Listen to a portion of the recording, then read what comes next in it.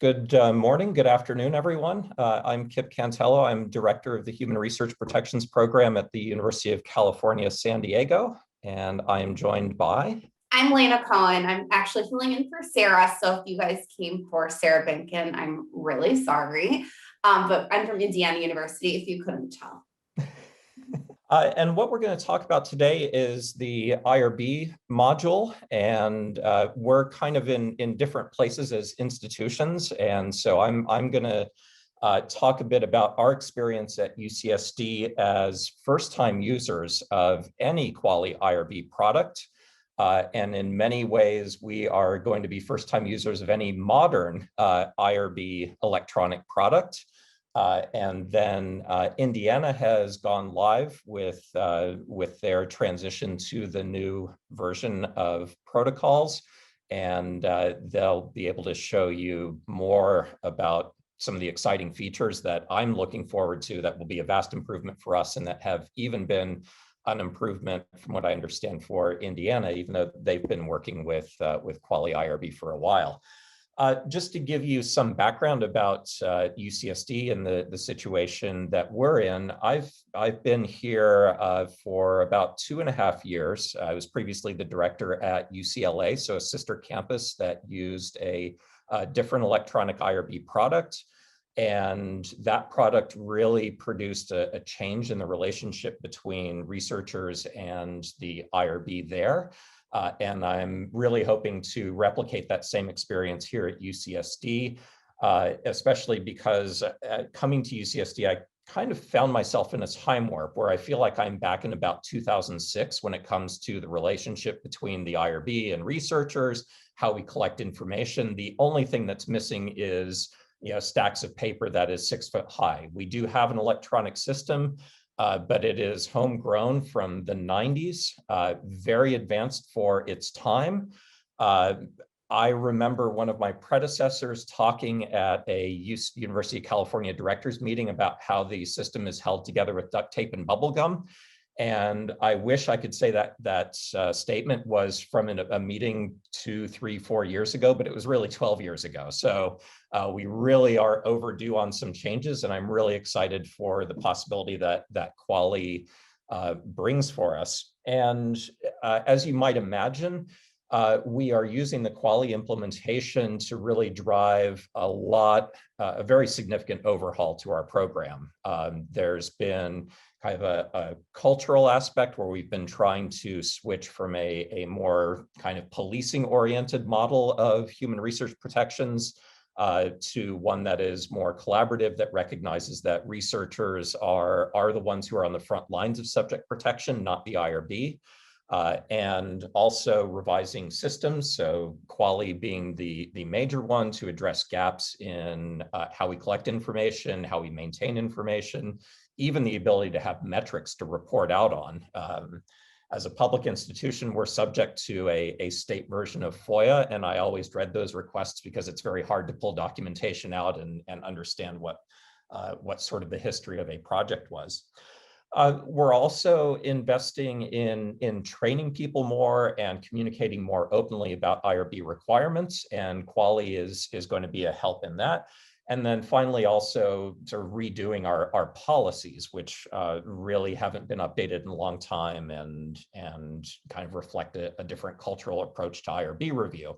So it's a lot that we're tackling, and we're really fortunate to be working with Victor and the rest of the team at Quali to do things primarily to change how we're going to collect information, because that will help us get away from a lot of the urban legends and a lot of the outdated policies and things like that that really govern still how our IRBs operate. And I just wanted to talk briefly about the approach that we're taking to form design, really taking advantage of the very robust logic and form builder features in Quali, where currently we have people fill out an electronic version of what used to be the paper form with these essay questions. It's really kind of a game show format where the IRB expects PIs to guess what the IRB wants. PIs take a stab at it, throw a bunch of information at the IRB, and the IRB sorts through it and then asks more questions. And we go through this month by month iteration. And We have really horrible activation times and so on, and really subject researchers to a lot.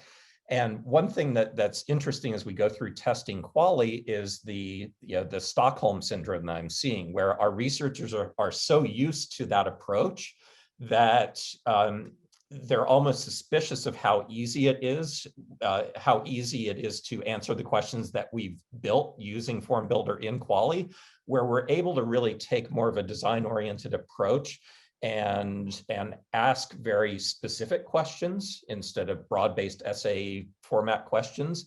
We are able to pre-populate answers, common answers, so that people can choose from them instead of stating the wrong thing or forgetting to state the common answer. And that really eases the process of answering questions a lot. And then more importantly is the dynamic logic. So with our current approach, it's not very subtle. And it's very difficult to sort of take a risk-oriented approach to IRB approval and IRB review, because we ask the same questions of everyone, and we don't really make a distinction between different types of review. And so, for example, an expanded access to an investigational drug, that should be a pretty quick thing and should be very understandable to a physician who maybe is IRB naive. Our current process isn't very friendly to that, but with Quali, we are able to define pathways for specific submissions like that. We can make them very easy for situations that call for ease. Same goes for social behavioral research, where some of our social behavioral researchers are very triggered by the mere mention of biomedical terms in the application. And so we're able to ask questions that are specific to their fields or to the level of risk to their research, and not make them feel like they're being subjected to a biomedical review. So really that more design-oriented approach to the questions and the answers and how that information flows is really the biggest change for us. And that also helps educate people as well. When we're asking specific questions, for example, about having researchers place their project into one of the child categories under the regulations, instead of asking them just in general, tell us how you categorize this, we give them what those categories are and have them check that off. And even more importantly, tell us, is there a different category for different arms of the research? And this is all made possible by the features that are built into Quali, and the excellent job that Victor has done in shepherding us through how that works. And it becomes more of an educational tool as well, where we have traditionally not had a lot of time to provide a robust education program. We are actually going to be able to use Quali as a foundation for that by putting material out there in the way that we ask questions.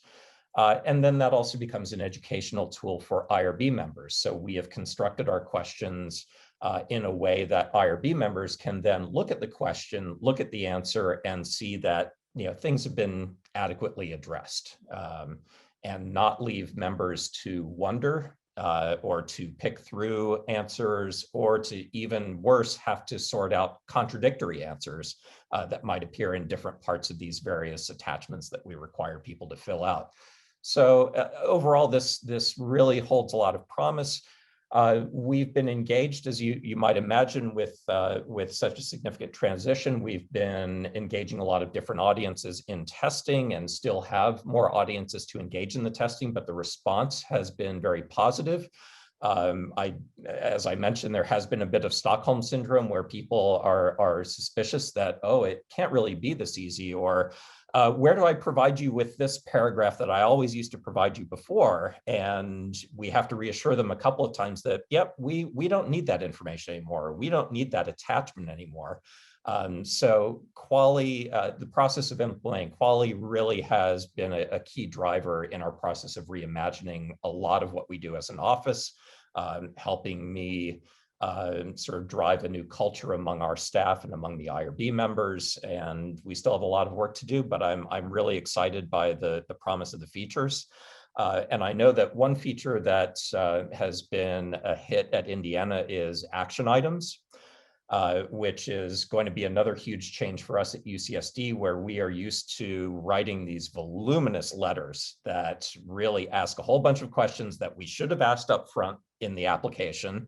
And then also that there's even been a tone of kind of hitting people over the head that, you know, the reason we have to write this 5-page letter is because you are potentially the next Joseph Mengele. And that's not really a tone we want to set with researchers. It doesn't really encourage people to give us the information we need.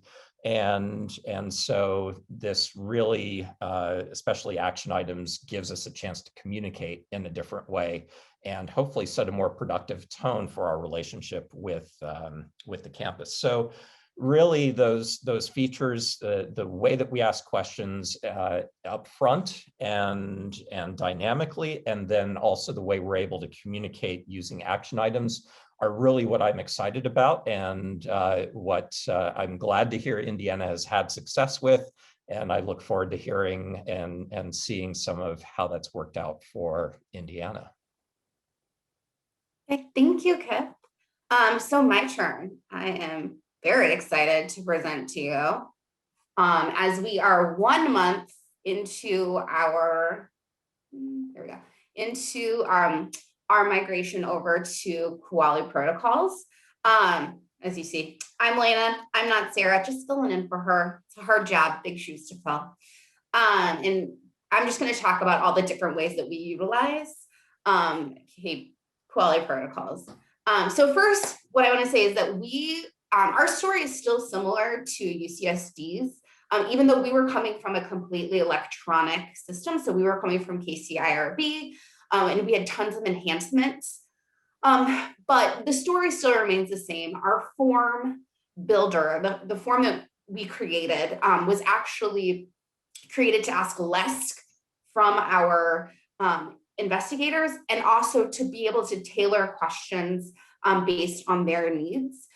We saw a lot of redundancy in our previous system because we would ask a question in one part of the questionnaire that would then be asked again of that study, just because it was part of the regulations or it was somewhere lower in the form that we couldn't remove just based on how the questionnaire was created. I would also say that one of the things that we've seen is that our investigators and our IRB members have also said things like, where do we find X, Y, and Z? And it's typically a question that we've removed from the form because our thinking was if it's found in a protocol, we don't need to ask those questions anymore, because we really were trying to make it as easy as possible for our investigators. And the feedback we've gotten from the majority of our investigators is that this is a much easier system to navigate. It's much more user-friendly, and they really, really like it. So some of the other things that we really love about the form builder is this ability to put the training gadget and the COI gadget in. That was something that we were very excited about. We had put that in our IRB instance. There was like some color coding happening, but this training gadget and this COI gadget really meshes well with our needs. We have over 6,000 protocols, so it's not feasible for our staff to go and individually look up every single person. So this makes it so much easier for them to get that immediate result. In terms of managing the protocols, we don't use this to its full ability currently, but we do use it in a lot of ways that is helpful and an enhancement as to how we were using IRB. So before we moved to KP, we used SharePoint because everyone uses two systems, and we still use SharePoint for some instances, but we are able to track our intake much more easily in this system than we were before, and be able to closely watch items to see what's come in and what hasn't been assigned to one of our staff members. And our staff members can easily create views for themselves in the managed protocols, which is something that they really like, because we have specific questions that are tailored or specific parts of a form that are tailored for our staff to mark as whether it's specific to our behavioral department or whether it's our scientific department.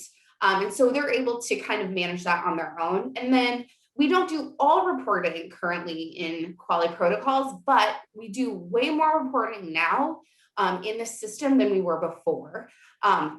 So we're able to easily pull out some data that we're looking for on a daily basis without going through a third party and having to have someone create those reports for us. So that's nice.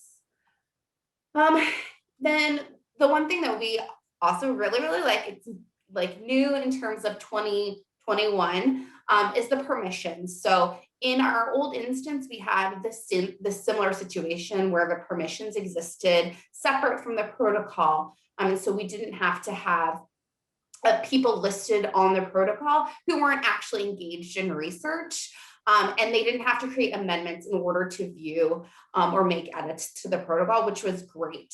And we love this. This makes it so much easier for our larger departments that just have coordinators who need to be able to manage those protocols on their own. And we don't want to get 300 amendments a day just because someone needs access. They're not actually engaged in the research.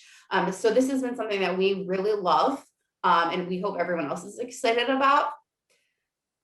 And then the amendment functionality. Previous to KP, the KC IRB was very clunky. And this has been one of the areas which our investigators were even more excited about because it made much more sense to them in terms of how to select areas and how to create amendments and what they couldn't change during certain amendments, because you might have multiple pending amendments. So this has been really amazing. And the compare to for versions was something inline, which is very exciting for everyone. So especially our staff who could now see if you made personnel changes, if you made tiny changes anywhere. This functionality was very exciting and we really love using it. And as previously stated, those action items, which are also inline, are very useful and helpful for us. We were previously creating PDF documents and making comments, and that takes up a lot of time. So our staff can much more easily make those comments as they move along, and the researchers can find them now. We don't have to give them instruction books to how to find their pre-review and how to send pre-review back. So that's great, and we love it. So we have an admin form, which is an administrative details in our form itself, where we make regulatory determinations, and it's constant, so it stays with that protocol regardless of the amendment. So it's specific to the protocol, and our staff can look at it quickly to see any information that they would need. So if there was any determinations made at a meeting by the full board, they could quickly look at our administrative details, and it's nice because it stays there. It's always constant. So. And that was that. Now, Sarah wanted me to show everyone our stage instance, just to kind of see that, but I don't want to bore anyone. So if someone has a specific question of how we use anything in KP, I'm happy to show you what it looks like. I do have it pulled up. So, oh wow. All of these questions.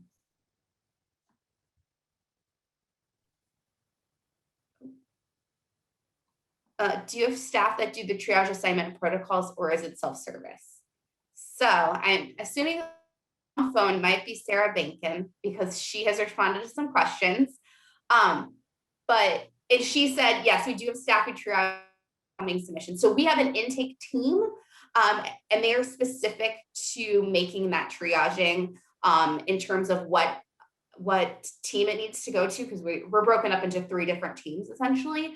And then based on those 3 teams, it kind of depends on the team. So our social behavioral team works a little bit differently than our biomedical team. So the social behavioral, they go in, they take items and assign it to themselves, whereas our other 2 teams, they have an associate director who will assign items to them. So it is a little bit different, but we do have that main triage person. So Do they have full full admin rights? Yes. So everyone who works for our department has full admin rights. And that's just because there are certain features that they need to be able to do or see. And without having those admin rights, or permissions, they wouldn't be able to have access to that information. Do we charge for IRB reviews? We do.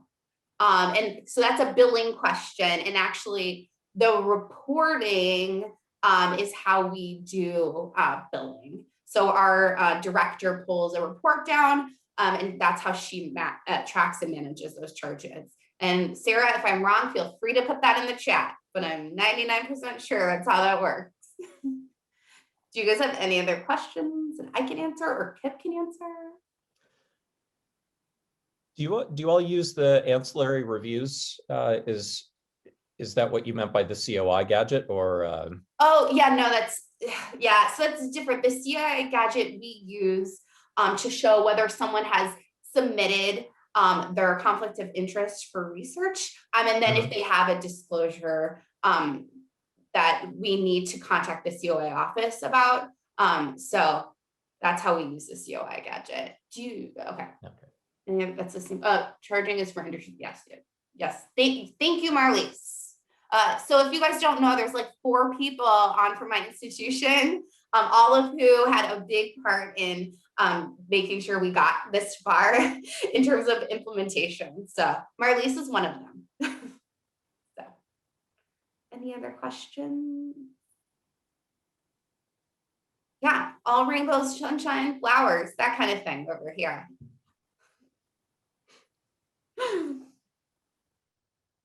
Nothing? Looks like there's a question about how you've integrated the COI gadget. Sure, I will show you how we do that, which we had a bit of a bug, I believe, earlier, but now it is fixed. So let me share my screen. And for checklist, so we do use reviewer checklists sort of in our full board, but it's not in the capacity that it was meant to. So the answer to your question, no, we are not. All right, let me show you this instance so I can share my screen here. Here we go. Share screen. And we want, here we go. Okay, so this is our current form. This is a new study. So we do have a difference in what are the migrated forms and the new quality protocols forms. But they still have that training. We've had to go in and manually update that for our migrated forms, but it's worked pretty seamlessly in the new form. And what you'll see here is, well, the window is wonky. Hold on, let me do this. Zoom out. Okay, so here it says the status is that the COI was submitted and approved, and then there's no research conflict. So if there was a research conflict, it would be listed. Well, it wouldn't say what the research conflict was, but it would say that there was a management plan on file. A little bit more on how the new permissions thing is working. Can a researcher put someone on a protocol without doing an amendment? So, okay, this is an interesting question. I'm not going to touch the FDA compliance part yet because we haven't gone through the Part 11 compliance yet. And you can ask Marlies because she is the person, our go-to for that one. But we have not moved yet to going through the Part 11. So new permissions part. So here is the permissions. I call it a tab. I don't know what else anyone calls it. But here, the expectation is that you're only, and we've made this very clear to our researchers, that you only list people here who need access to the protocol. So you'll notice that all these people already are listed on the permissions tab, and that's because you're assigned specific permissions on the protocol once you're added to the personnel section. And you cannot remove their permissions here. So if you just need to add someone like a study coordinator, which is something that happens quite often in a lot of departments, you would just add them here. and then you would select the role for that specific permission. Now, we have made it very clear, and people know this as part of our old process in KCIRB, that just because you're on the permissions tab doesn't mean that you're approved to do research. So people who are engaged in research specifically need to be added to that protocol itself where their personnel is listed. These are only people who are in charge of the compliance when it comes to the study documents. So they're not engaged in research, and that's how they can add them here. It doesn't require an amendment, which is really nice. Like I said, it's always open for editing. So I can remove this person at any time if I need to. But as I said, you cannot do that with anyone who is also listed on the protocol as personnel. That's a feature that our testers have really responded positively to, just because we have a long history with our current system of kind of everyone feels the need to list a whole bunch of people just in case they might need access. And then we end up with a whole bunch of amendments. Given our process, the handling of amendments isn't very easy. And so staffing changes and things like that are just a nightmare. Our current system also has the habit of sequestering documents. So for example, based on when someone is added to a protocol. So if I am added to a protocol at the start of this year, I can't see documents that were part of the protocol earlier. And so that's our current system. And so the ability to manage these permissions in quality is something that people really have responded well to, just so that they can share some of their workload and also have access to documentation for their administrative and their regulatory purposes. We had some other, hopefully that answered your question about permissions. If you have other questions about permissions, you can contact us and we're happy to walk you through how we use that and what the intention was for that feature. Talk you through a typical committee meeting. So interestingly, I had my first meeting today post our implementation. And actually we don't use the meeting portion of protocols right now. The only way that we use it for meeting purposes is to assign our board members those items so that they can look at them. But we don't use the actual meeting features currently. So I can't tell you or walk you through how that works. I could only walk you through our really cool process that we've created that currently meets our needs. Do we use the participating sites feature? No, we use, and I think the person who created our forms is on here, Michelle Murphy. But we collect that information. Michelle, are you talking? Or is no, that's not me. Oh, it's Sarah. Can you hear me? Yes, Sorry. Sarah, go ahead. I'm sorry. I'm on the road, everyone. I apologize for not being able to be there. We actually do use participating sites for, sorry, Lena, that's fine. And that's if we are serving as the single IRB of record for other institutions. And so what we did is load, I think we had, Lena, you helped do this, load about 200 organizations in there. And so when they answer, there's a question in our form, when they indicate that IU is serving as the IRB of record, then they are instructed to go to the participating sites section and add as many sites as they need to there. So we use it in that way, yes. Thank goodness she's here. Color-coded names mean anything. Okay, so let me see. Color-coded. Oh, was it this what you were talking about, Noah? Was it looking like this? Because there's no color coding. You were sharing your screen and you had. Oh, sorry, I'm not sharing my screen. It was in the permissions. Yeah. Oh, okay, hold on. Look, Hamza, would you like to answer that question? Go right ahead.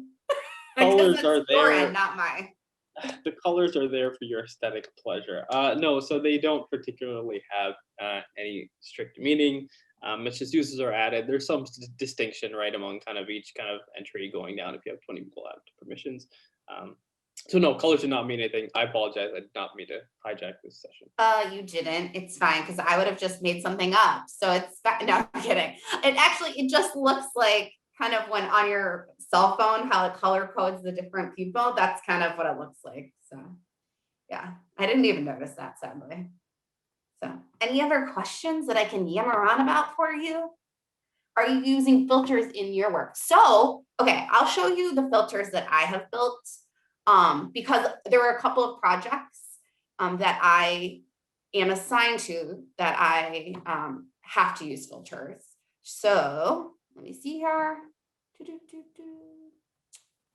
Screen, which screen is this? I don't even know. One? Yeah, okay, great. Screen one, share, great.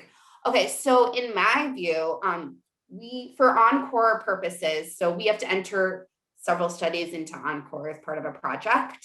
And I have built filters for myself that show certain criteria that I'm looking for. And that in those columns that help me to input that data rather quickly. So we've also taught our staff members how to create these filters, and they can share them amongst themselves. But it helps them to manage protocols so in a way so that if there's no admin reviewer, they can quickly see items that need to be picked up and assigned to someone. So that's how I use it, and that's how some of our staff uses it. To answer your question. Any other questions? Could you, another question on fees and charging for the review. Could you show how you export the list and then kind of identify which ones are chargeable and which ones are not? So Sarah can probably speak a little more to this. As I said, our director is in charge of this, but she exports it to a CSV, I believe. But Sarah, you want to talk about that? Yeah, I really don't have a whole lot to say because we actually have somebody else in our office who pulls that information down. We actually have a report that was created locally that pulls that information out of Koali, and she uses that to determine what gets billed. But the neat thing about it is that we can pull responses to form questions that helps her determine which submissions actually are chargeable and which are not, so she can figure out if it's industry sponsored and what kind of an amendment, for example, it might be, or if it's a renewal or a new submission. So we can't really show you how that's done. It's a report that's external to the system. But I will just reiterate that the ability to pull fields from the form into that filter and then export that out is a real help.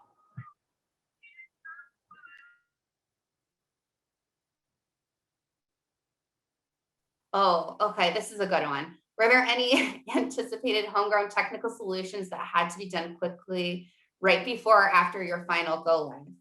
Yes, there were quite a few. One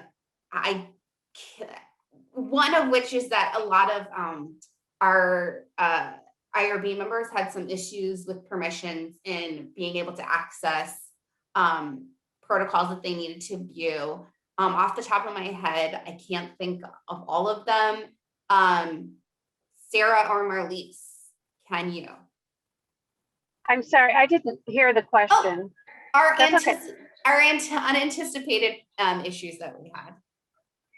Any unanticipated? I don't know if I would say there were unanticipated issues. We've definitely run into a few bugs that Koali has received and is working on. The one thing that we weren't, and Lena touched on this earlier, that we weren't able to fully utilize is the meetings and agendas functionality. So again, we had to create some external reporting that allows us to generate our minutes and generate agendas. And so we are having to do a few things a little more manually right now as it relates to meetings. But other than that, another thing that we recently came across, I would say that was unanticipated is, but I think it actually turned out for the better, that our triage or our intake folks were using notifications to determine when they process a new submission and they, like Lena said, we enter it into SharePoint and kind of track our workload that way, they were getting multiple notifications on submissions because people would submit and then withdraw and then resubmit and then withdraw. And so they found themselves, I mean, it was kind of confusing getting all those. So actually what that led us to is to use the managed protocols more for that. And we're actually getting ready to turn off those notifications and just use the managed protocol screen to identify submissions that are new that haven't been assigned to one of our screeners in-house. So we have had to kind of think about and change some business processes before and after the go live.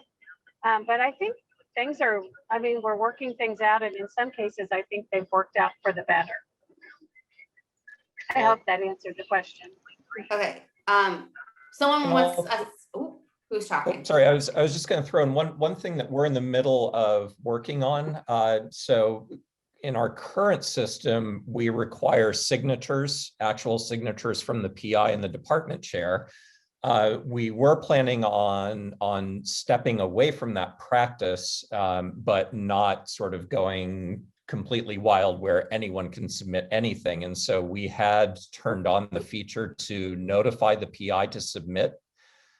So a coordinator, for example, could prepare the application, do everything for it, but the coordinator could not submit to the IRB. That had to be the PI accepting that bit of work and that bit of responsibility. And what we've found is that caused issues because validation doesn't trigger until the PI actually goes in to submit. So, and it's not readily apparent what fields maybe are incomplete or something like that without the validation. So we are evaluating how we're going to handle that. We haven't come up with a solution yet, and we may just go to letting anyone submit, but we haven't worked that out yet. We're in the Wild West. Yeah.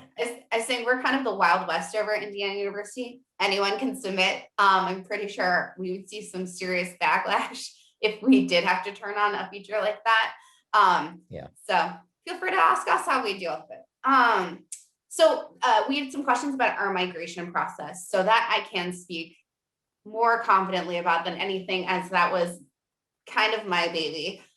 So our migration process and the testing for our migration process started back in July. So we have two forms. We have the migrated form, and then we have our new form. And we began testing our migrated form with the help of Victor and his team to push that data over in a stage environment to ensure that we were capturing all the data points that we needed. We ran through that, I think, 3 times, and then we had a dry run. But we had specific criteria that we were looking for each time, and we had different testers who were validating that information for us. It was a lot of documentation, but I cannot emphasize enough that documentation is so important when you are testing that migrated data. And then as well as testing what happens once you've turned on your new form, what happens to that migrated data and ensuring that it stays there. So yeah, it was a long project when it came to testing migration, but once we kind of got the hang of it, we were able to kind of quickly move through it once we had turned our old system off and we needed to migrate that data over. Victor has unmuted himself, which means he's going to speak. I have unmuted myself. I just wanted to say, because you mentioned the data conversion, just for everyone listening here, IU rocked their data conversion so hard. Almost 600 fields per protocol. Not all on every protocol, but down various progressive disclosure paths, and they did a huge lift to sort all that data out and make that possible. It was really impressive to work with them. Yeah, well, you were great to work with too, Victor, I will say for sure. I did want to clarify though that we talk about the streamlining we did, with our new form and not duplicating questions and all of that. the migration that we did, we essentially duplicated our existing form that was in KCIRB. So we just basically copied all of those data fields into a form and migrated all of that. And then the new form that's completely different, or whatever the number is, the protocols that exist on what we refer to as our migrated form. And then every new submission that came in after go live is on that new sort of simplified form. Yeah, there was also a lot of cleanup before we even migrated. So we spent almost the good part of 2020 with staff members going through and closing out studies that no longer needed to be migrated. We also made a decision in our office that we weren't migrating certain types of protocols over, which really, I think, helped with that migration. It still ended up that we had 6,000 protocols that had to migrate over. But if we had not made that decision to cut off certain protocols, it would have been way larger than that. And I think Victor probably would have needed like an 8-month vacation from us. So, and yes, we had an amazing local tech team. Some of them are here today with us. I can't see half of your names, but you're here and I love you. Thank you. We're setting the bar a bit lower for ourselves at UCSD, where we're planning to migrate maybe 25 data points across from the current system, in part just because I do want more of a fresh start, since we're not sort of transitioning from something that was relatively clean. And we are actually going to put a bit of work on the research teams, unfortunately. So I've started that socialization process and getting that message out there so that the anger doesn't all flow over us at once. But we're actually going to have a year-long rollover period where at continuing review, protocols that need to continue researchers will access what's essentially a shell with those basic 25 data points. And then they'll create a more robust record in quality, and we'll really leave a lot of the data behind in the old system. Just I don't trust it all that much, and so it's really going to be a rollover period where people are going to do that work. And then similarly, like Lena was just describing, we've started the process of encouraging people to think through what really needs to continue on. I don't think people have closed protocols out, that sort of thing, to the extent that they could have. We also have historically over-reviewed a number of things, so I'm going to invite researchers to also ask for exemptions where they might have had full board review before, or even not human subjects research determinations where they might have had full board review before. So we're hoping to cut back on the number of things that really have to roll over. There's a question about reporting functionality and what we use for our organization. So yes, we do leverage a different reporting function that's specific to our university. Marlies her group is a little more involved in that than we are. We do like the testing portion of it, but that group specifically helps build our reports so that we can leverage whatever data that we need. Yes, Power BI. That's Marlies, in case anyone didn't see that. It's Power BI. Okay. Any other question? Oh, but this is saved from the new. That worked very.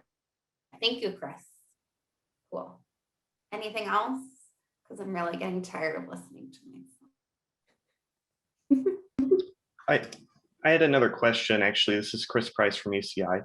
As a follow-up to the reporting, how do you deal with your legacy data, and how do you build these reports people might ask for? You know, I have this protocol from 1988, and it was in your legacy system, and I want to know what fees were charged or why this thing happened and the status, and also it's still running for some reason because we're waiting for people and they are still living. And so how do we get information out of protocols and correlate all of that tomorrow because we need to know? So legacy data is a little bit problematic. So if we're talking about a study that's still open and we migrated over to KP, that did cause some problems. And as Marley said, Shaney Styles is who helps us with our reporting, and it's still got some quirks in it. We haven't completely figured it out. I will say the other thing about legacy data is that we have archived everything from our old system. So it's accessible, people can view it. We can still pull reporting out of it, I believe. Tell me if I'm wrong, Marlies. But if they can access that, as long as they had access before we turn the system off, they can still access their protocols that didn't migrate over, or if they need to access any of the documents that didn't move over into KP, they can still access that information. So we've made that available to them. Anything else? We got 9 minutes. You could have it back if you'd like. Okay, I'm done. Kip, you got anything? No. All right, cool. Well, thanks, guys. Shout out to IU. Good job. Thanks, Victor. Hi, Hamza.